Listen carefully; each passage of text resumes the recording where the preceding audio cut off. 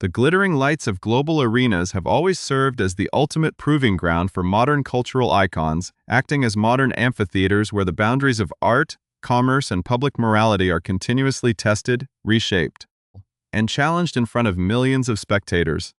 In the high-stakes world of stadium-level live entertainment, a single performance is never just about the music or the spectacle itself, but rather a complex convergence of massive financial investments, deep cultural narratives, and the shifting tides of public opinion that can elevate a creator to mythological status or cast them into absolute exile. When a legendary artist attempts to navigate the treacherous path of a global comeback, every single venue booking becomes a localized battleground where the ghost of past controversies collides head-on with the fragile promise of redemption. As communities around the world find themselves wrestling with the ethical implications of granting a platform to figures carrying immense historical baggage, the tension between economic opportunity and collective values grows increasingly volatile. This delicate dynamic becomes even more profound when the scheduled performance coincides with moments of intense national significance, transforming a routine stadium concert into a high-profile referendum on the limits of expression and accountability. If you want to stay completely informed on how these massive cultural shifts and high-stakes entertainment battles unfold in real time, make sure to follow our channel and join our community for deep, comprehensive coverage of the defining events of our era. The brewing storm currently hovering over a highly anticipated midsummer spectacle serves as a perfect example of this unprecedented modern friction, where a city known for its deep historical identity is suddenly forced to choose between the astronomical financial windfall of a mega event and the preservation of its core ethical principles. Across the global landscape of live entertainment, several international metropolises have already closed their doors, setting off a chain reaction of cancellations and public debates that have left fans, venue operators, and local leaders deeply divided over where to draw the line. Every major stadium tour requires an intricate network of local permissions, corporate partnerships, and civic approval, meaning that even the most powerful figures in the music industry can find their entire multi-million-dollar operations halted by a single administrative decision or a swift wave of public condemnation. This creeping sense of uncertainty has begun to overshadow what was supposed to be a triumphant return to the spotlight, creating a palpable atmosphere of anticipation as observers wait to see whether the curtain will actually rise or if the entire production will crumble under the weight of its own controversy. The intersection of public funding and private expression introduces a particularly thorny dilemma, as municipal authorities are left to determine whether facilities funded by the taxpayers should ever play host to individuals whose public rhetoric has deeply wounded specific segments of the population. As the calendar edges closer to the peak of the summer season, the countdown toward this controversial showcase is exposing deep fractures within the community, highlighting a fascinating ideological clash between those who view the stage as an absolute sanctuary of unrestricted speech and those who believe that a history of harmful rhetoric invalidates the privilege of commanding a public arena. The atmosphere in the host city is growing increasingly tense as local officials, business owners, and regular citizens engage in a fierce debate over the economic reality of a structural deficit versus the moral obligation to take a stand against divisive ideologies. This complex narrative of fame, downfall, and the grueling pursuit of a professional resurrection is playing out across the world, but it is about to reach a spectacular and definitive boiling point on one of the most symbolic days of the entire year, within a facility that symbolizes the pride and historical resilience of an entire region. The stage is set for a massive confrontation that transcends the boundaries of the music industry, raising fundamental questions about forgiveness, the enduring power of words, and whether an empire built on creative genius can survive a continuous cycle of self-inflicted devastation. The global community is watching closely as the ultimate decision rests in the hands of local leadership, who must balance the undeniable allure of a historic economic boom against the uncompromising demands of civic integrity and the defense of vulnerable groups who have been targeted by past rhetoric. As the final preparations hang in the balance, the true scale of the controversy begins to reveal itself, illustrating that in the modern cultural landscape, the microphone is a weapon, the stage is a fortress, and the right to perform is a battlefield where no one is guaranteed a victory. The central point of this escalating cultural and financial conflict is focused directly on the historic city of San Antonio, Texas. where a major controversy has erupted surrounding a planned July 4th concert by the iconic and deeply polarizing artist Kanye West at the city-owned Alamodome Stadium. This highly anticipated event, designed to celebrate the release of his latest musical project titled Bully, has plunged local municipal leadership into a massive public relations crisis that highlights the deep fractures within the community. The intense public debate was lit directly by San Antonio Mayor Gina Ortiz, who took a definitive stance on social media by stating that a city heavily recognized as Military City, USA should absolutely never host an individual with a documented history of hate speech and anti-Semitic comments in a public facility funded by taxpayers. The timing of the event has added an immense layer of symbolic tension to the entire situation, as the concert is specifically scheduled to take place on Independence Day during the historic 250th anniversary of the founding of the United States.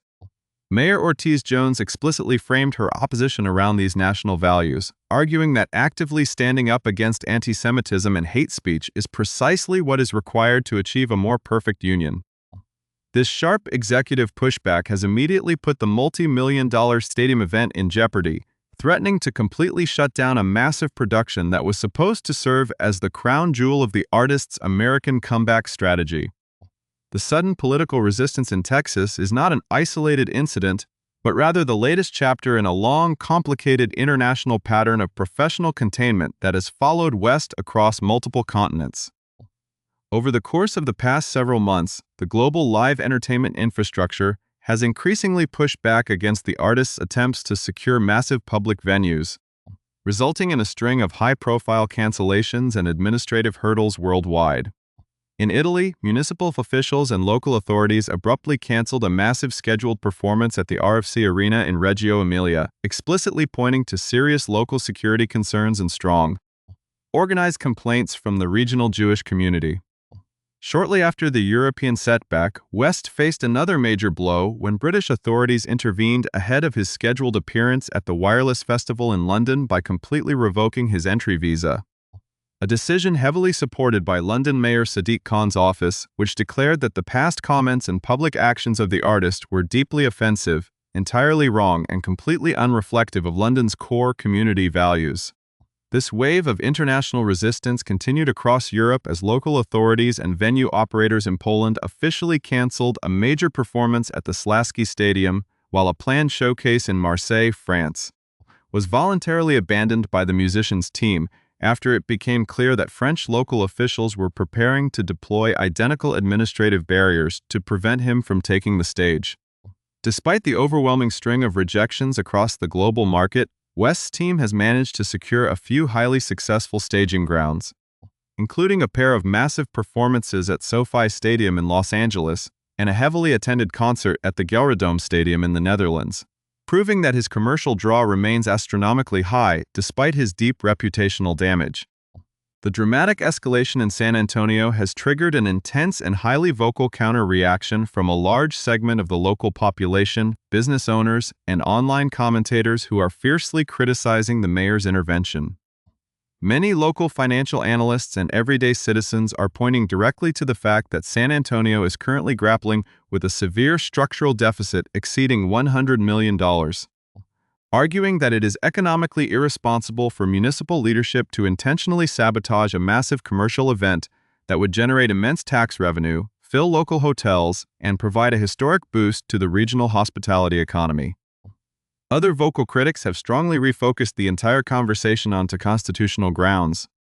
asserting that attempting to strip an artist of his microphone on America's Independence Day is a profound and hypocritical violation of the First Amendment, regardless of how offensive or controversial his past statements may have been. As the public arguments grow increasingly heated, insiders close to the musician have indicated that the artist is deeply disappointed by the continuous political pushback, especially since he has spent the last year executing a highly visible, calculated public apology tour specifically aimed at repairing his relationship with the Jewish community and taking accountability for his actions. This complex reconciliation strategy included a highly publicized written apology published in major national media outlets, where West claimed he had completely lost touch with reality due to lingering long-term effects from a historic car accident,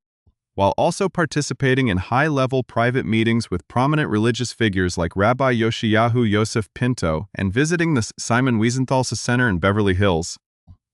This multi-layered corporate and personal effort toward professional resurrection is designed to directly counteract the devastating career freefall that began in the fall of 2022,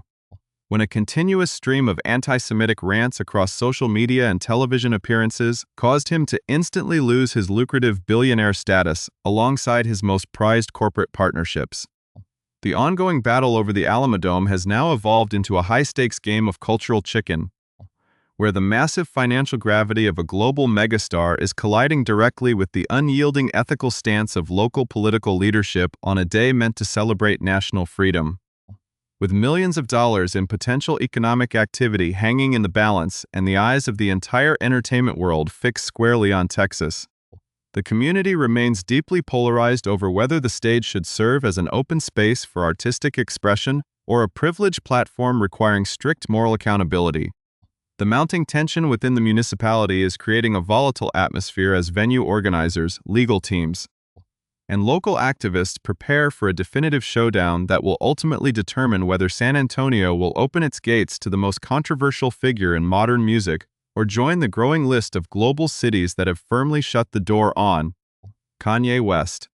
The unfolding deadlock in San Antonio has evolved into far more than a localized dispute over a stadium booking, transforming instead into a profound cultural litmus test that resonates across the entire landscape of modern Western society. This confrontation represents a defining moment in the ongoing global debate regarding the boundaries of public redemption, corporate ethics, and the responsibility of civic institutions in regulating the speech of individuals who command massive platforms. To fully comprehend the gravity of the situation at the Alamodome, it is essential to examine the intricate background of the central figures involved and the deep historical context that brought them to this midsummer collision. Mayor Gina Ortiz Jones does not speak merely as a standard municipal administrator, but as a leader whose entire professional trajectory is rooted in national service and systemic discipline. Before stepping into the leadership of San Antonio, Ortiz Jones built a prominent career within the highest echelons of national defense, notably serving as the Undersecretary of the Air Force, an experience that deeply informed her unyielding view of civic duty, institutional honor, and the preservation of democratic values. For a leader with this specific background, presiding over a metropolis explicitly designated as Military City USA carries a profound moral obligation, making the prospect of hosting a highly controversial figure on federal or municipal property a matter of absolute ideological compromise. This perspective views the celebration of the American Semiquincentennial, the historic 250th anniversary of the nation's independence, not just as a commercial opportunity or a massive party, but as a sacred commemoration of collective unity that should remain entirely untainted by divisive and harmful ideologies. On the other side of this ideological divide stands Kanye West, an artist whose nearly three-decade journey through global popular culture has been defined by a continuous oscillation between undisputed creative genius and unparalleled self-inflicted chaos. From his early days surviving a near-fatal automobile accident in 2002, which inspired his breakthrough single, Through the Wire, and forged his legendary resilience, West has consistently pushed the boundaries of music, fashion, and public discourse. However, the very traits that fueled his meteoric rise to becoming a global icon, an absolute refusal to filter his thoughts and a relentless drive to disrupt established norms, ultimately facilitated his dramatic downfall in the autumn of 2020.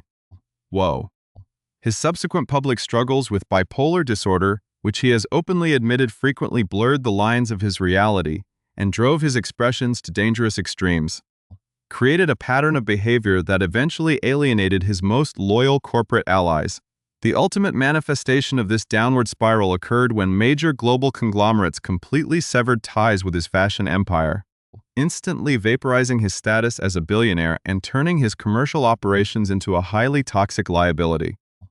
Even as the artist embarked on a meticulous rehabilitation campaign throughout 24 and 25, the path to total forgiveness has been constantly undermined by recurring lapses in judgment. A major setback occurred when his official Yeezy e-commerce platform was abruptly blacklisted by major hosting providers after briefly marketing a highly offensive garment featuring historical hate symbols. labeled with a coded designation that instantly triggered widespread condemnation from advocacy organizations like the Anti-Defamation League. This continuous pattern of rapid regression and sudden public apologies has created a deep sense of skepticism among public officials globally, leaving leaders like Mayor Ortiz Jones entirely unconvinced by his recent private meetings with religious figures or his public declarations of accountability. This deep-seated distrust is what now fuels the administrative resistance in Texas, where municipal authorities are searching for any viable legal or contractual mechanism to justify canceling the event without triggering a catastrophic constitutional lawsuit. Legal experts looking closely at the situation note that because the Alamodome is a public venue funded entirely by municipal taxpayers, any overt attempt by local government officials to deny access based strictly on an artist's past political or ideological expressions runs directly into the formidable protections of the First Amendment. This creates a fascinating paradox where the city's leadership feels a profound moral obligation to protect its citizens from hate speech, yet remains bound by the very constitutional framework they are sworn to uphold, which guarantees the right to free expression even for the most controversial figures in society. The local business community, meanwhile, remains caught in a painful financial bind, recognizing that while the moral concerns raised by the mayor are deeply valid, the stark reality of a $100 million municipal deficit means the city desperately needs the millions of dollars in economic activity that a stadium-scale concert inevitably generates. Hoteliers, restaurateurs, and transport workers across San Antonio are quietly watching the legal maneuvering with intense anxiety, fully aware that a cancellation would result in a massive loss of seasonal revenue during a historic holiday weekend. Ultimately, the crisis at the Alamodome serves as a powerful reminder that in the contemporary media ecosystem, the arena has become the ultimate courtroom of public opinion, where questions of systemic accountability are no longer confined to corporate boardrooms or legal briefs, but are fought out in real time through public statements and community mobilization. As the clock ticks down toward the 4th of July, the final resolution of this high-stakes standoff will send a definitive signal to the rest of the entertainment world regarding whether a global superstar